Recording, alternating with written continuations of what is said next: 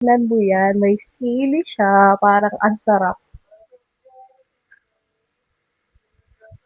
Mm, anghang! Medyo maanghang siya. Tingnan mo yan ha. May mga sili-sili pa siya, girl. Ang lalaki ng sili. Hoy, ang dami ng sold nitong ating dried mango ha. Meron siyang buy one take one, girl, kaya ang dami nag-order nito.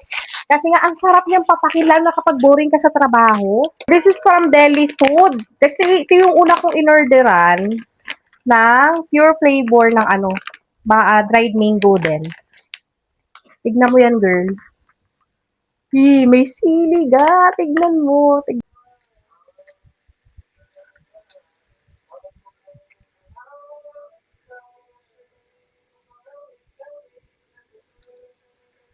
Girl, bet na bet.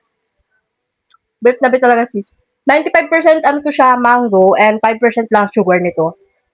Ay, lasang-lasa mo pa rin yung mangga niya. Naanghangal ako. Nakain ko yung sili. Kung gusto mo rin mag-order nito, ilalagay ko yung yellow basket dyan sa baba.